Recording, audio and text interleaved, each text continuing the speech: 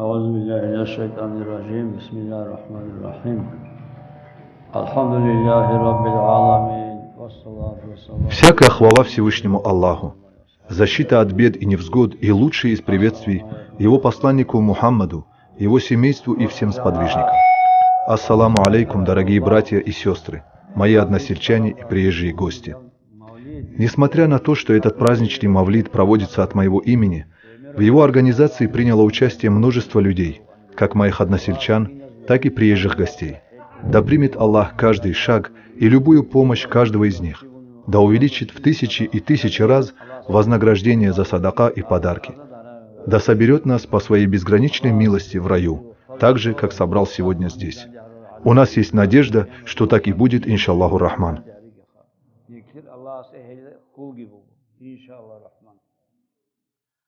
Теперь, дорогие братья по вере, поскольку вопросы попадаются одни и те же, и ответы приходится повторять. Что же еще вам сказать? Начиная от пророка Адама, алейхиссалам, и до нашего любимого пророка, саллаллаху та'аля алейхи вассалам, было множество пророков. И все они пришли с единобожием, таухидом. То есть религией у всех пророков был ислам, хотя в шариате и появлялись какие-то изменения. Все они пришли с исламом. Пророк Якуб, алейхиссалам, например, завещал своим детям следующее: «И вы ни в коем случае не покидайте этот мир, кроме как будучи в исламе». Вот такое завещание он им сделал. Вот так до нас дошел ислам. Всевышний Аллах также в Коране говорит: «У меня нет другой истинной религии, кроме ислама». Пророк, саллаллаху алейхи вассалам, также сказал: «Умма пророка Мусы, алейхиссалам, разделилась на 71 течение, лишь одно из которых было на истинном пути. Община пророка Исы, алейхиссалам, на 72 течения. И моя община разделится на 73 течения». Посмотрите, братья, если одну вещь разделить на 73 части, то что от нее останется? Вот настолько мало людей, следующих по истинному пути, пути Ахлюс-Сунна валь-Джама. Это люди, которые следуют пути самого пророка, алейхиссалату вассалам, так, как он сам учил этому при жизни. И далее пути его 4 праведных халифов. Их называют Ахлюс-Сунна валь-Джама, ибо в тот период не было никаких течений и разногласий. Ислам был чистым и единым. Разногласия и разобщения начались с убийства 3-го праведного халифа Усмана ибн Аффана. Постепенно умма разделилась на 73 течения. Вот среди них всего лишь одна группа и есть Ахлюс-Сунна валь-Джамаа. Альхамдулиллах, что мы из их числа. Мы являемся Ахлюс-Сунна валь-Джамаа. И еще, в начале исламского призыва пророк, саллаллаху та'аля алейхи вассалам, был один. Потом в него уверовала Хадиджа, радыяллаху анху, и самым первым мужчиной, принявшим ислам, был Абу Бакр, радыяллаху анху. Еще в то время, когда никто не знал о пророчестве Мухаммада, саллаллаху та'аля алейхи вассалам, то есть до ниспосылания откровения, Абу Бакр, радыяллаху анху, отправился в Шам по торговым делам. Там он увидел сон, растолковать который попросил монаха. Тот спросил его, кто он такой и откуда. И когда Абу Бакр ответил, что он из Мекки, задал следующий вопрос: из какого он племени родом? Абу Бакр ответил, что он из племени Курайш. И тогда монах поведал ему: из вашего племени выйдет посланник последнего времени. Время его прихода уже наступило, и я тоже верю в него, но тайно, опасаясь остальных. А ты будешь его вазирем. После этих слов Абу Бакр, да будет доволен им Аллах, не смог остаться там даже до конца того дня. Сердце потянуло его домой. Он не мог разлучаться с пророком, саллаллаху та'аля алейхи вассалам. Целыми днями находился вместе с ним, и однажды пророк, саллаллаху алейхи вассалам, спросил его: «О Абу Бакр, ты постоянно находишься рядом со мной. Почему бы тебе не принять ислам?» Абу Бакр, в свою очередь, задал вопрос: «О Мухаммад, есть ли какое-нибудь чудо в доказательство твоего пророчества?» И пророк, саллаллаху алейхи вассалам, сказал ему: «Разве недостаточно тебе в качестве доказательства сна, который ты увидел во время поездки в Шам, и того, что сказал тебе монах, растолковав его?» Как только Абу Бакр, радыяллаху анху, услышал эти слова, он обнял пророка, саллаллаху та'аля алейхи вассалам, и поцеловал его в лоб, и, прочитав шаадат, принял ислам. Затем, постепенно, ислам приняли еще 8-9 человек. После того, как его принял Умар Асхаб, они открыто начали говорить об исламе. Вот так религия началась с малого количества людей. Также мало их оставалось и во время 4 праведных халифов. Относительно остальных их же мало оставалось. Пророк, саллаллаху та'аля алейхи вассалам, сказал: «Туба, большая радость, значит, большая радость, рай и все его блага и высокие степени тем людям, которые приняли и сберегли ислам в самом начале его распространения. В конце тоже придерживаться и беречь его будет малое количество людей. Они получат такое же воздаяние». Если сказать коротко, степени тех сподвижников никто не достигнет, потому что сподвижники — это люди, которые своими глазами увидели пророка, саллаллаху та'аля алейхи вассалам, хотя бы на миг. Без этого их степени не достигнет ни один вали, шейх и так далее. Но их сравнили со сподвижниками и также похвалили, потому что, будучи в малом количестве, они будут придерживаться истинного пути ислама. Мы тоже из их числа. И разве это не является для нас огромным благом? В добавление к этому у нас есть накшбандийский тарикат. Мы получили его по безупречной цепочке, начиная от самого пророка, саллаллаху та'аля алейхи вассалам, Абу Бакра и Салмана Фариси, без добавления и убавления, в чистом виде. Разве может быть большее благо, чем это? И во-вторых, у нас есть еще и шазалийский тарикат, который мы практикуем. Его мы тоже получили через Сайфулла Кади и его наставника. У них тоже безупречная сильсиля, которая идет от Али Асхаба, радийаллаху анху. Он дошел до нас от Сайфулла Кади, который дал иджаза Хасану Афанди Куддиса сиррухум, и тот начал его практиковать здесь, в Дагестане. У нас он тоже есть. Оба они являются и самыми ценными среди тарикатов. Когда слышат слово «тарикат», возникают вопросы. Многие люди с отрицанием воспринимают это, относятся к нему как к змее. Что же на самом деле называется тарикатом? Чему мы обучаем? В первую очередь мы обучаем нового мюрида чтению свидетельства единобожия. «Ашхаду алла иляха илляллах, ва ашхаду анна Мухаммадар Расулуллах». Почему их этому обучают? Потому что, особенно в наше время, сколько бывает у молодежи высказываний и деяний, которые выводят из ислама. Ведь если вдруг кто-то неосознанно скажет или сделает то, что выводит за рамки ислама, его деяния и богослужения окажутся бесполезными. Чтобы уберечь от этого, и обучают начинающих мюридов чтению шахады и обновлению своей религии. Затем мы обучаем его чтению «Астагфируллаха аллази ла иляха илля хуваль хайяль кайюма ва атубу илейхи». Этому есть основание. Пророк, саллаллаху та'аля алейхи вассалам, обучил чтению этой формы салавата Али Асхаба, радийаллаху анху, а мы получили его от него по безупречной цепочке. Это первое. Второе. Всевышний Аллах же говорит в Коране: «О те, которые уверовали! Если тот, кто совершил грех или притеснил сам себя, затем пожалеет о содеянном и покается перед Аллахом, то найдет Аллаха прощающим и милостивым». Мало что ли в Коране аятов, призывающих верующих к покаянию? К кому же обращается Всевышний Аллах в этом аяте? К горам или различным животным? Это обращение к нам, к людям и к джиннам тоже. Основываясь на этом призыве и на этой основе, мы учим повторять эту формулу покаяния по 100 раз, утром и вечером. Что касается ее ценности, то однократное произношение этой формулы покаяния приравнивается к 500-кратному обычному покаянию в форме «Астагфируллах», потому что в ней содержится «Исмуль А'зам». По свидетельству больших алимов, это «Хайюль Кайюму». И к тому же, эта формула покаяния передана нам по цепочке от пророка, алейхиссалату вассалам. По этим двум причинам эта форма является особенно ценной. Мы говорим именно об этой форме. Если один раз прочитать таким образом, осознанно, понимая смысл и приняв сердцем, то разрушаются грехи величиной с горы. Это подобно тому, как рассыпается от удара стекло машины. Мы же видим на месте аварии разбитое на мелкие кусочки стекло. Однократное чтение этого покаяния вот так же уничтожает большие грехи. А мы обучаем 100-кратному чтению такого покаяния. Второе. Мы учим читать салават. Всевышний Аллах повелевает: «Поистине, я сам читаю ему салават, говорит Аллах, и его ангелы благословляют посланника Аллаха». Смысл чтения салавата Аллахом — это увеличение его милости пророку, саллаллаху та'аля алейхи вассалам. «О те, которые уверовали, вы тоже благословляйте его и приветствуйте». Вот так повелевает Аллах. И это не считая того, что салават дошел до нас по достоверной цепочке. Если мы благословим пророка, саллаллаху та'аля алейхи вассалям, одним салаватом, то Аллах нас благословляет 10 раз. А если мы благословим его 10 раз, то Аллах нас благословляет 100 раз. Если же мы благословим пророка, алейхиссалату вассалам, 100 раз, сколько же раз нас благословит Аллах? И в-третьих, Аллах призывает: поминайте Аллаха многократным поминанием. Разве мало в Коране аятов, которые призывают нас к поминанию Аллаха? Следуя этим аятам и основываясь на той достоверной цепочке, по которой мы получили зикр, мы обучаем мюридов произносить «Ля иляха илляллах». Невозможно передать всю ценность этого поминания. Но я приведу еще один пример.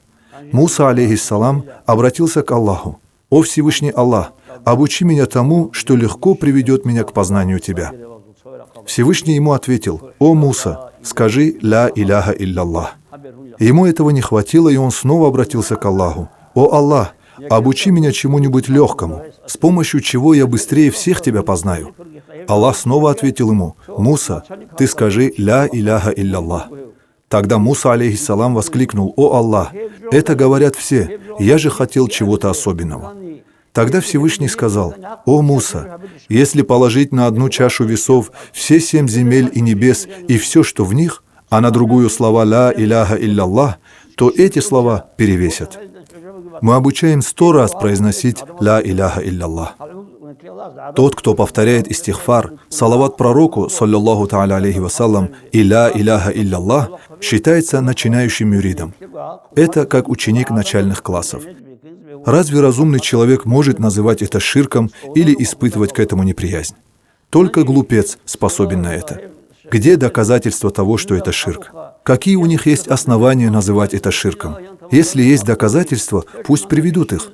Людям нельзя быть настолько глупыми. Аллах не зря нас наделил слухом. И головы тоже нам дал, разум тоже дал.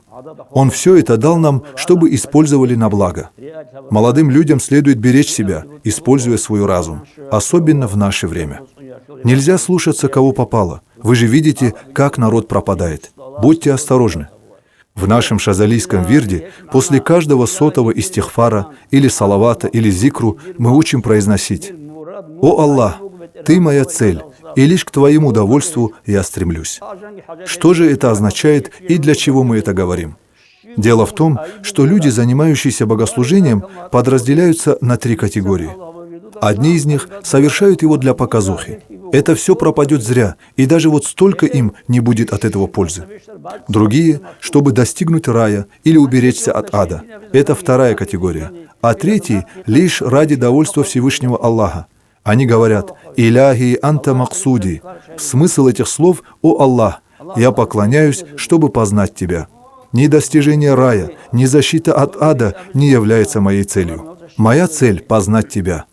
Далее «Варидака матлюби». И то, к чему я стремлюсь посредством этого служения Тебе, лишь Твое довольство. Вот самый лучший и самый чистый, избранный путь ислама. И после всего этого, разве не является глупцом человек, отдалившийся от такого пути и назвавший его ширком? Вот, молодые люди, нам нужно делать шукру Аллаху. Да одарит нас всех Аллах помощью для этого. И вот еще что я хочу сказать. Не знаю, как вы отнесетесь к этому. Я имею в виду именно людей тариката. Часто взрослые женщины, старше 50-60 лет, стараются обучиться чтению Корана, стремятся к этому. Кто же не захочет научиться читать Коран? Сожалеть об упущенном — это одно дело. Но сегодня, когда есть возможность исполнять вирды тариката, не стану даже говорить о тех, кто делает нахшубандийский тарикат. Даже шазилийские начинают отвлекаться на обучение Корану на старости лет. Уважаемые алимы, я у вас спрашиваю, что для них является более полезным? Что лучше для их ахирата? Стараться правильно читать Коран или же посвятить себя полноценному исполнению вирдов? Вы слышите? Так это или нет? Если так, то расскажите им об этом. Нафс тянет их к чтению Корана. Тарикат — это борьба против своего нафса. Тому, кто борется против своего нафса, не следует за этим следовать. Я еще не слышал, чтобы хоть кто-то у нас рассказывал об этике чтения Корана. Ведь недостаточно просто научиться его читать. Разве мало адабов, которые следует соблюдать по отношению к Корану? Вот сейчас я как есть говорю. Бывает, иногда вроде бы читают Коран. Я Гарин, я вижу, что у нас не получается соблюдать адаб, не получается держать хузур при чтении Корана.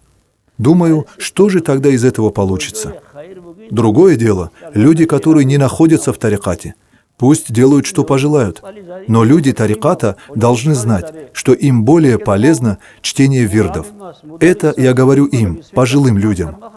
Тот, кто занимается торговлей, может продавать разные вещи, например, семечки, мясо или фрукты. Но люди предпочитают то, что приносит наибольшую прибыль. И я им говорю, что наиболее прибыльным для вас будет усердствовать в том, чему мы обучили. Корану вы обучаете своих детей. Вот их обучайте чтению Корана. Вы же знаете, что бывает, когда муаллим обучает своего ученика чтению бисмилля. Прощаются грехи тому, кто сам читает бисмилля, и тому, кто его обучает, их родителям и родителям их родителей. Это же такое великое дело. Дети, самое главное, их нужно обучать и воспитывать, а родителям полезнее будет посвятить себя чтению зикра, чем стараться научиться читать Коран. Я так думаю. Разве слова «Ля иляха илляллах» не аят Корана? Поступайте, как считаете нужным, но таково мое мнение. Что еще я хотел сказать? Может, на этом завершить? Время, наверное, уходит. И еще такое дело, молодые люди. Последние 2 недели я находился на лечении. Почему так получилось? Приближается месяц Раджаб. Наверное, поэтому посетителей много. Это от неорганизованности мюридов. Если бы соблюдали порядок с посещениями, у меня бы проблем не было. Я смог бы вас обслуживать, и никого не пришлось бы отправлять обратно. Например, мюриды, у которого шазелийский тарикат, достаточно приходить к шейху раз в год. Посещение шейха раньше, чем через год, является оставлением адаба. Если какое-то срочное дело, то можно, но посещать шейха раз в год достаточно. Мюриду, у которого сердечный зикр и муракаба, тоже достаточно приехать раз в год. Чаще не нужно. Многие приходят снова и снова, даже через 4-5 месяцев. И какая от этого польза? Это не только мучение для меня, им самим тоже пользы не прибавляется. Я это не из-за самолюбия говорю, а для того, чтобы вы поняли истинное положение дел. Я ведь тоже был мюридом. Когда я посещал Кудиява из Инхо, то обычно отправлялся к нему в теплое время года в конце мая. Это время я выбирал для сафара. Машин ведь тогда не было. После посещения, можно было бы поклясться, но, наверное, в этом нет необходимости, я возвращался, оставив там свое сердце. И я никогда в жизни не посмел взглянуть в его лицо. Все время размышлял о нем, и каждый день, каждую неделю и каждый месяц продолжал считать и считать дни, думая, когда же пройдет год. Поверьте, куда бы я ни повернулся, он оставался передо мной. Вот так проходили дни. Но он приходил ко мне во сне и гладил мою голову. Умар Асхаб, радийаллаху анху, оказывается, говорил своим родственникам, чтобы часто не приближались. Почему он так говорил? Мы же видим, когда любви бывает больше, когда постоянно находишься рядом или немного поодаль. Если двое не виделись в течение года, то, встретившись, обнимаются. У тех же, кто постоянно рядом, порой даже до ссоры доходит. Иногда даже родители с детьми ссорятся. Постоянное пребывание рядом с устазом или частое посещение не способствует повышению степени или увеличению любви и послушания. Будьте вместе с устазом своими сердцами, сами оставаясь дома. Это и мне легче, и вам полезнее. Врачи настаивали на том, что до наступления месяца Раджаб мне надо отдохнуть, не принимая мюридов. Вот так они настаивают. Но я не люблю отправлять людей, которые приехали и уже стоят у ворот. Надо же исполнять свои обязанности. Для меня легче умереть перед вами, чем отдыхать, отправляя вас домой. Поэтому я вас прошу, люди, у кого срочная нужда, это другое дело. Шазелийский и Нахшубандийский, у кого сердечный зикр или муракаба, приходите раз в год. Человек, у которого специальный зикр на лоб, может приходить, как только у него начнет болеть голова, даже спустя 3 дня. Если не будет болеть, то ему тоже надо прийти раз в год.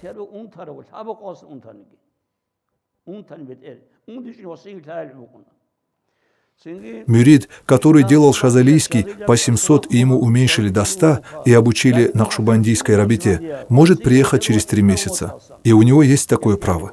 А остальные люди, если предпочтут посетить устаза раз в год, то им же самим будет лучше.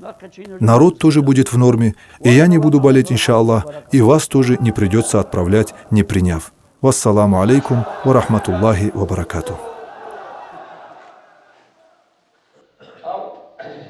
Одним из самых дорогих для Аллаха людей является справедливый правитель, который справедлив ко всем подданным, не разделяет их по национальному и религиозному признакам. Такой правитель очень дорог Всевышнему. Молодые не знают, что когда Путина избрали в первый раз, государство было почти разрушено, и этот человек объединил его. Старшие это знают. Тот, кто пришел после него, Медведев, тоже ничего плохого народу не сделал, хотя многие не умеют ценить добро.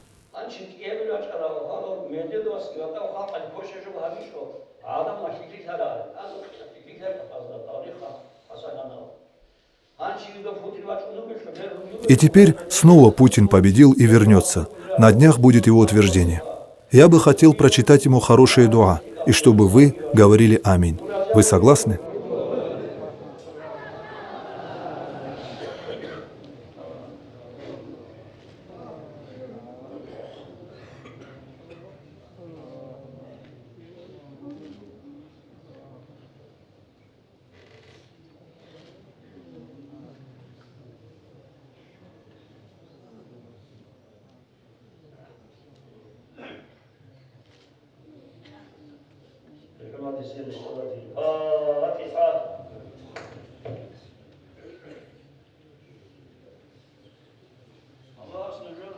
Пусть Аллах примет все ваши старания, и сельчане, и гости. Очень много людей, которые оказали разного рода помощь. Простите нас, если что-то было на неподобающем уровне. Да поможет Аллах и в последующие годы также в радости собираться. Вот в прошлом году собирались, и год прошел как один день. Да одарит вас Аллах радостной жизнью. Если есть вопросы, то можете спрашивать.